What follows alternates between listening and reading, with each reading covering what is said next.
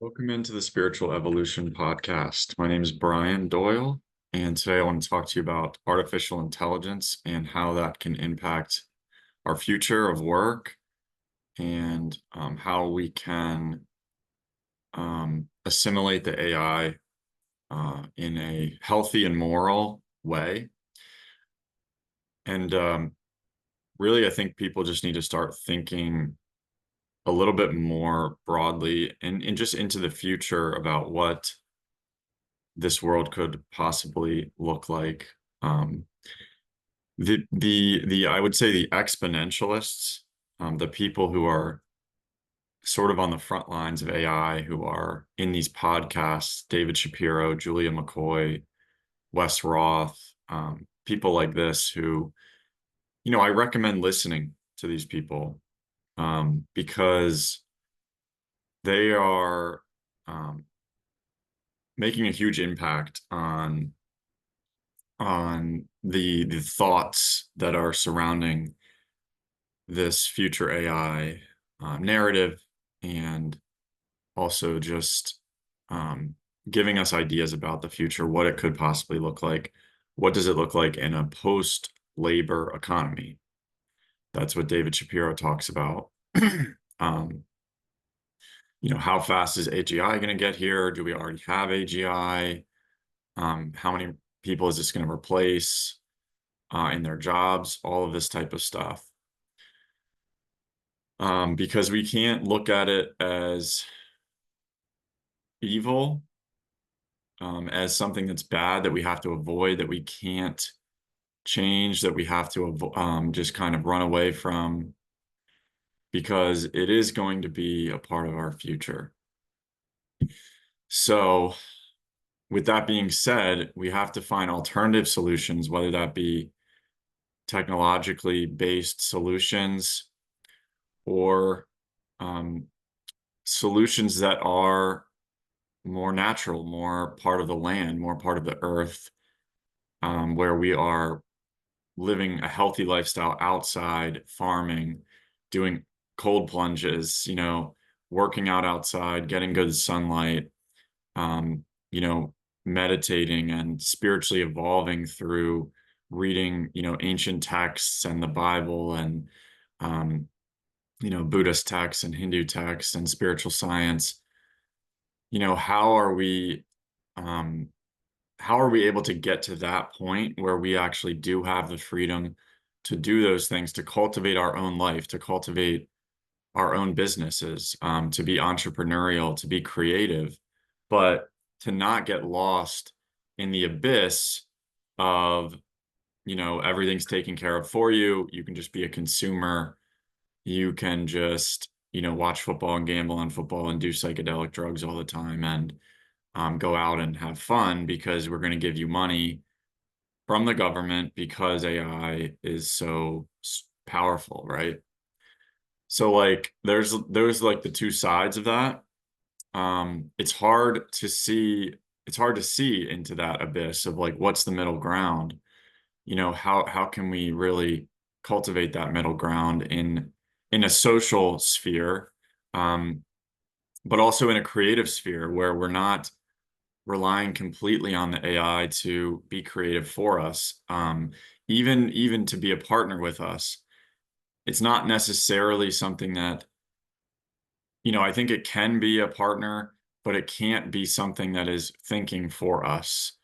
We need to be cultivating our thinking, and we need to be cultivating our thinking, feeling, and willing um, through the different exercises that we practice as spiritual beings.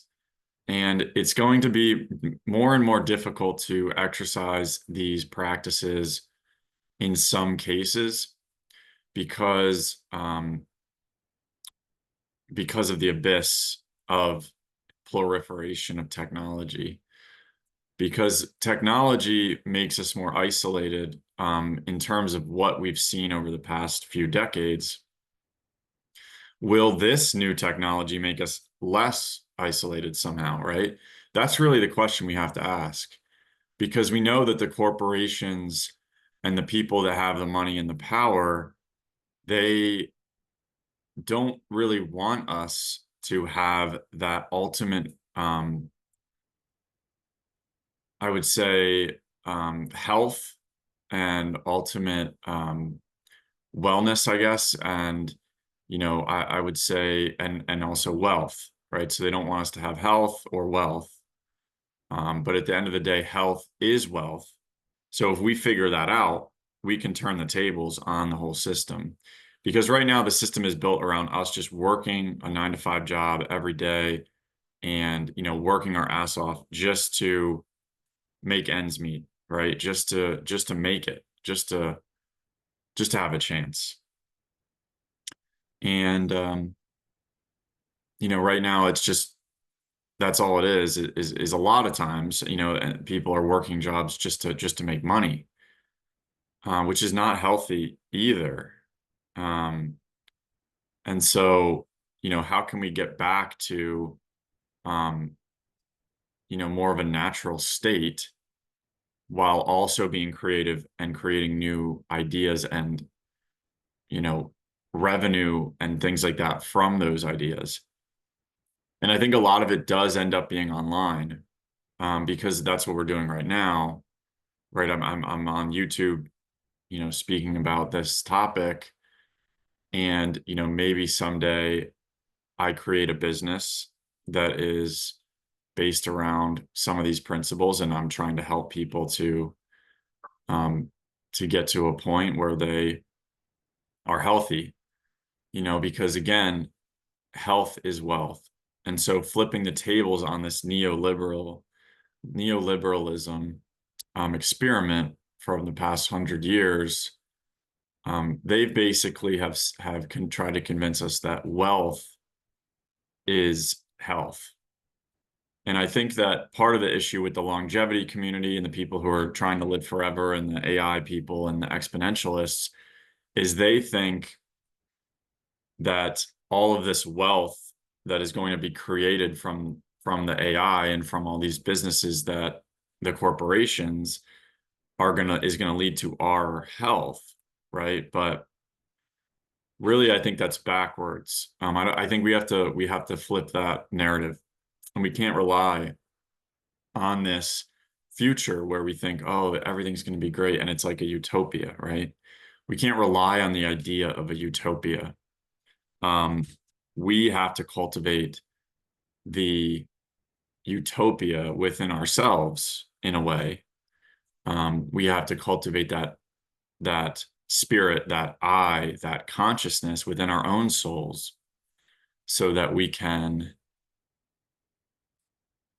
um, be steady and have equanimity and be, calm and collected when all of these new things are coming at us, and that we can't be phased by them, right? We're not going to be like, oh no, it's over, the AI is taking over, and like this is affecting me spiritually. We have to actually get past that. So we have to be cultivating our stuff now and preparing for that moment where we know that this inevitable sort of AGI, artificial superintelligence type of thing comes. And if we can do that, we can be healthy. And wealth and everything, it's just a made up thing. Wealth is kind of just um, a made up thing. So at the end of the day, we basically have to cultivate our health. And um, I think that health on a spiritual level is the emphasis.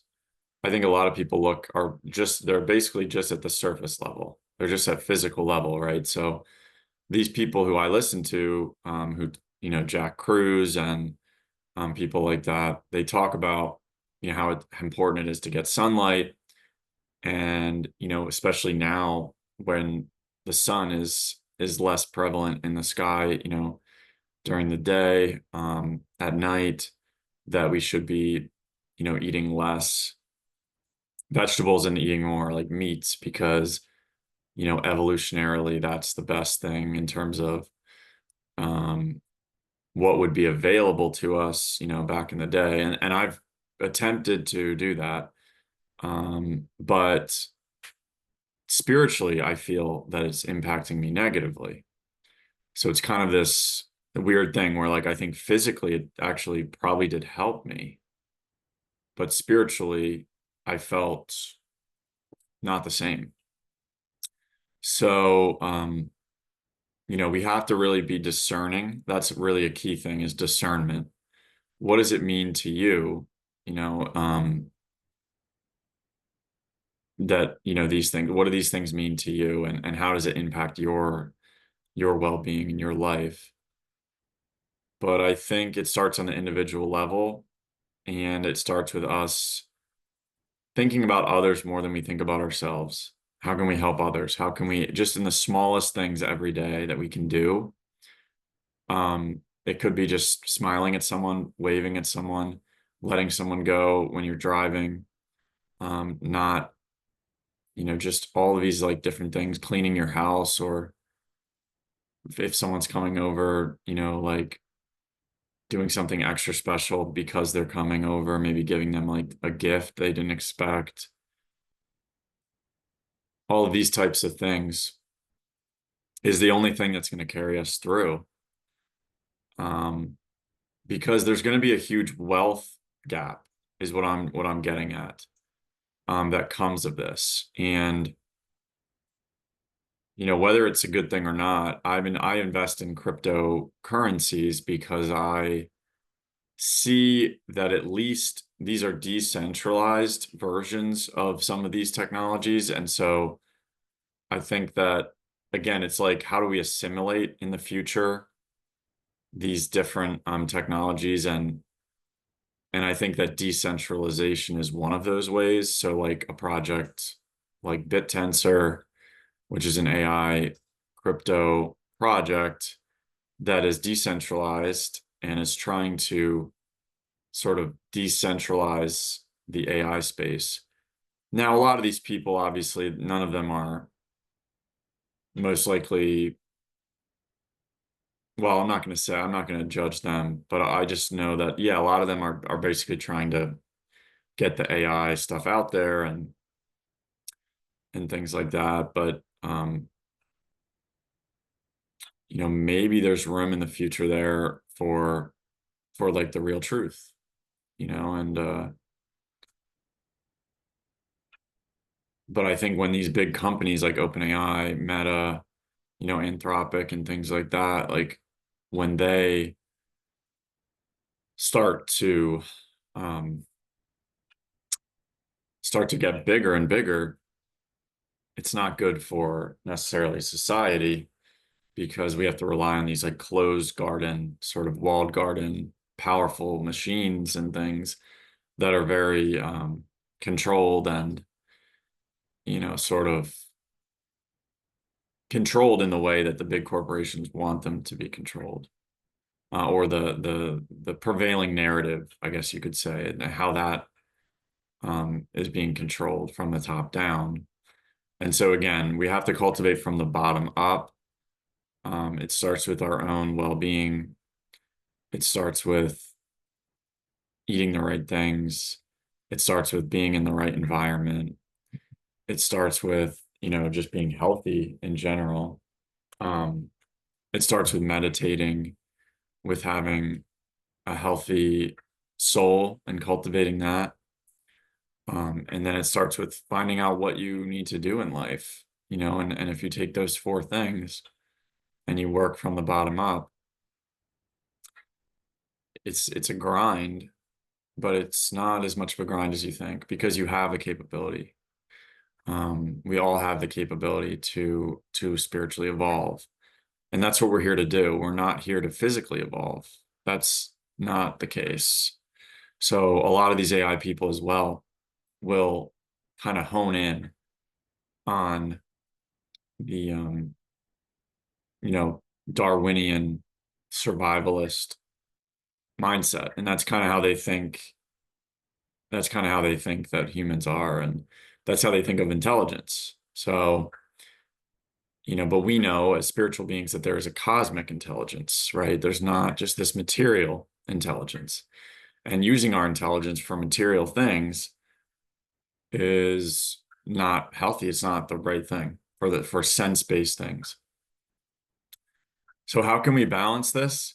How can we think about health before wealth and work from the bottom up and, cultivate a social sphere which focuses on these things, focuses on individual rights, and in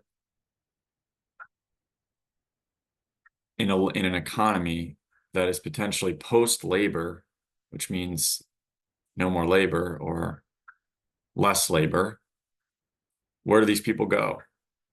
Do they fall into an abyss? How can we help them? How can we catch them before they fall? Because a lot of these AI people, they don't, they just think, oh, just give them money. But that's not the answer, because people need direction and they need motivations and they need creative thought. They need to be doing things. So again, these are just some thoughts from me, but hopefully you got something out of the video today. If you did, please like, subscribe, and have a great rest of your day.